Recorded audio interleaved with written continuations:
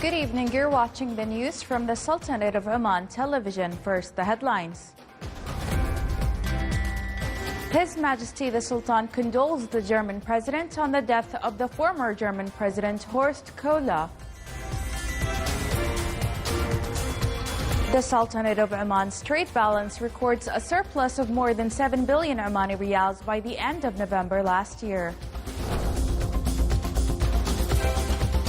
And the fourth batch of prisoner exchange process within the ceasefire agreement in Gaza is implemented as Rafah crossing is reopened after 9 months of siege.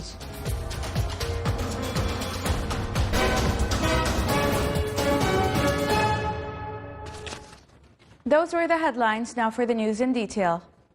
His Majesty Sultan Haytham bin Tariq sent a cable of condolences to His Excellency Dr. Frank-Walter Steinmeier, President of Federal Republic of Germany, on the death of former German President Horst Köhler.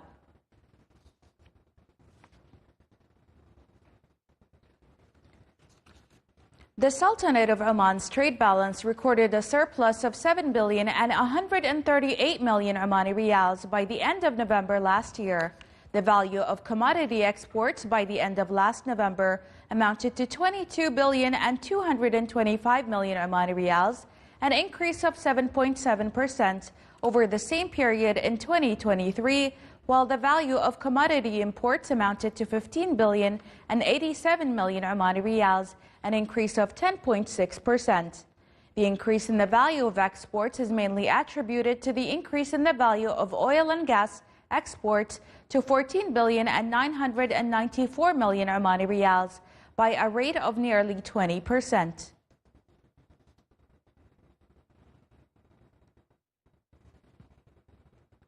The total local production and import of natural gas in the Sultanate of Oman amounted to more than 56 billion 542 million cubic meters by the end of last December, up by 4.9% compared to the year 2023.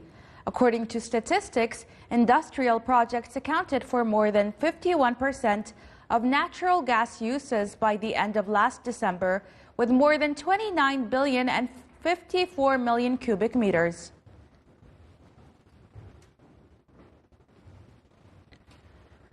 The broad money supply in the Sultanate of Oman witnessed a growth of 11% on an annual basis to reach 24.8 billion Omani riyals by the end of November 2024.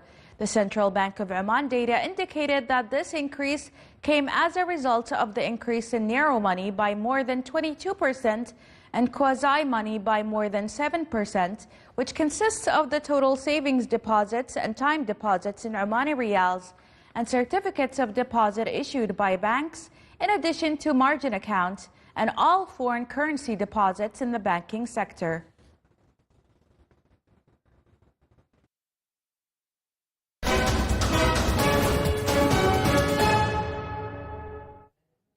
The Palestinian resistance handed over 3 prisoners to the International Red Cross teams in the fourth batch of the prisoner exchange process within the ceasefire agreement in Gaza. The Palestinian resistance movement Hamas released the prisoner in exchange for the release of 182 Palestinian prisoners within the framework of the exchange process. Negotiations are scheduled to begin by next Tuesday regarding the release of more than 60 remaining prisoners and the withdrawal of the Israeli army from Gaza in the second phase of the agreement.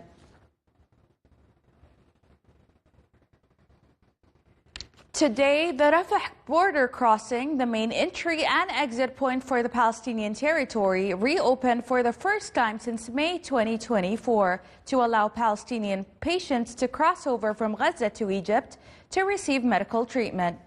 The Palestinian Ministry of Health said that 50 patients and their companions will be transferred from Al-Shifa Hospital in Gaza and Nasser Hospital in Khan Yunis to the crossing, noting that cases which need to be transported by ambulances will be transported by Red Crescent ambulances. United Nations Secretary General Antonio Guterres on Thursday demanded that 2,500 children be immediately evacuated from Gaza for medical treatment after meeting with U.S. doctors who said the children were at imminent risk of death in the coming weeks. Just days before a ceasefire began on January 19th, the World Health Organization said more than 12,000 patients were waiting for medical evacuations.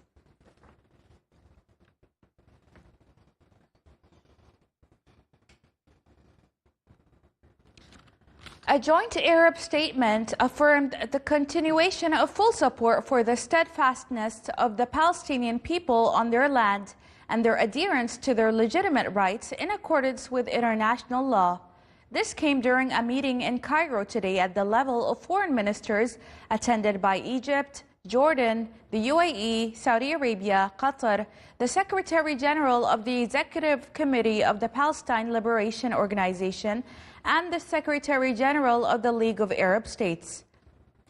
The meeting affirmed the rejection of infringing on the rights of the Palestinians, whether through settlement activities, expulsion and demolition of homes, annexation of land, displacement, or encouraging the transfer of Palestinians from their land in any way or under any circumstances or justification.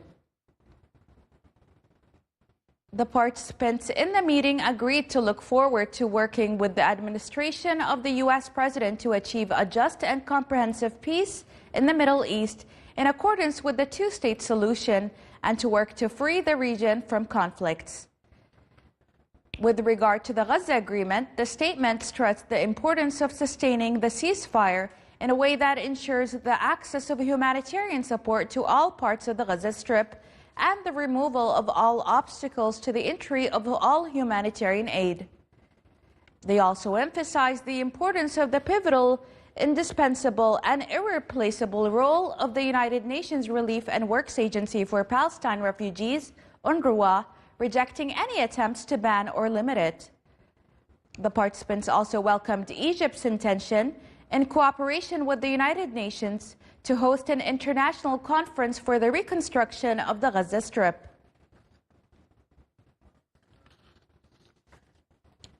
Russia fired missiles into the center of the Ukrainian city of Odessa, killing 3 people and wounding 7. Ukrainian officials said the attack damaged a UNESCO World Heritage Site and surrounding buildings. Russian forces said they had taken control of the village of Kremsky in the Donetsk region of eastern Ukraine. They said their forces had launched attacks on gas facilities and other energy infrastructures in Ukraine and had shot down 108 Ukrainian drones in the past 24 hours. A small medical plane crashed in a residential neighborhood in Philadelphia, eastern United States. The American authorities stated that 6 people were on board the plane, including a child. The plane crashed into a building before catching fire, which spread to a number of nearby vehicles.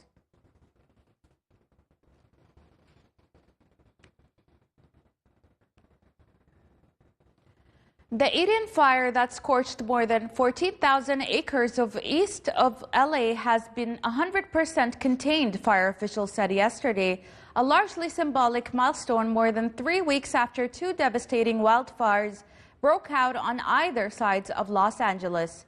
The California Department of Forestry and Fire Protection, CAL FIRE, said the larger Palisades fire, which has consumed 23,448 acres on the west side of Los Angeles, was also now 100% contained. CAL FIRE said that the 2 major fires, plus several smaller ones, created the worst natural disaster in Los Angeles County history, killing 28 people and damaging or destroying more than 16,000 structures. At one point, 180,000 people were under evacuation orders, according to Los Angeles County officials. A private forecast projects damage and economic losses at more than $250 billion US. Still to come in our news bulletin. With diverse activities, El Biremi Winter Festival continues.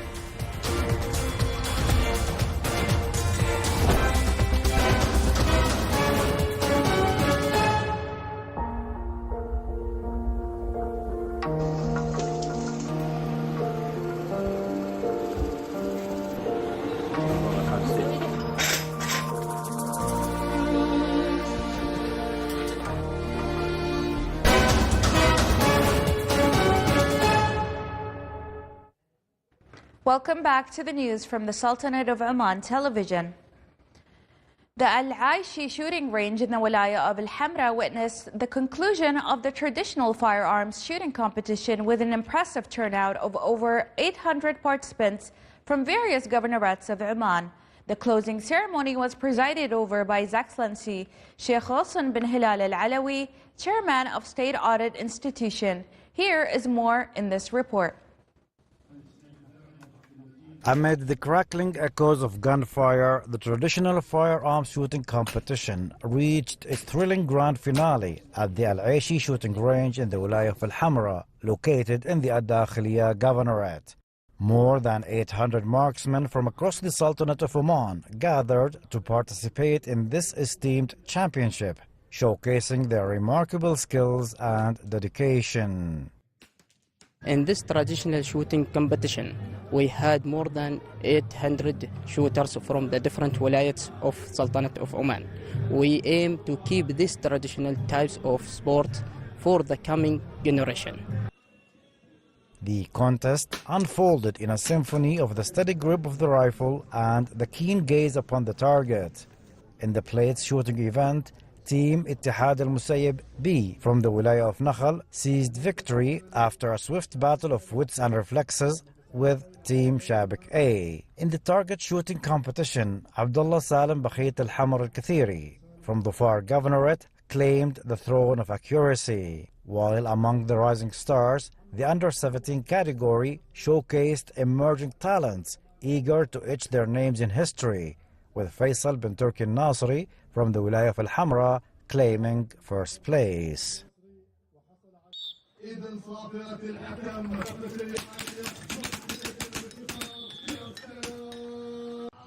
Beyond the scores and standings, the event was a meeting where steady hands and unwavering focus turned competition into a celebration of heritage, skill, and the unbreakable bond between past and present. This competition is more than a test of aim.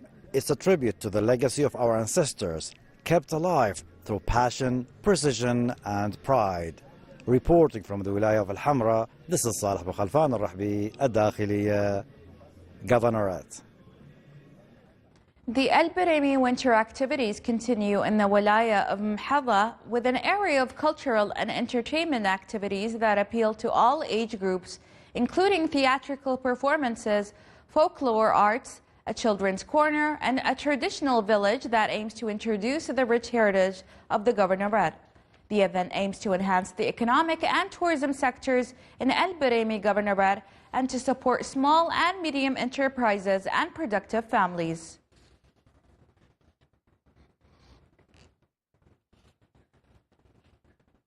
The Office of the Governor of Al Biraymi organized the Al Biraymi Perfumes exhibition in cooperation with Oman Chamber of Commerce and Industry and the Omani Women's Association. The exhibition in its first edition showcased the fragrances of over 40 local and regional companies and witnessed great turnout from inside and outside the Sultanate of Oman.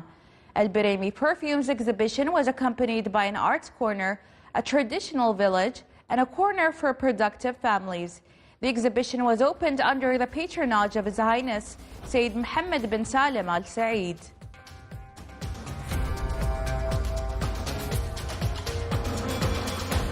This is the Sultanate of Oman television. Before we end tonight's bulletin, here are the main points once again.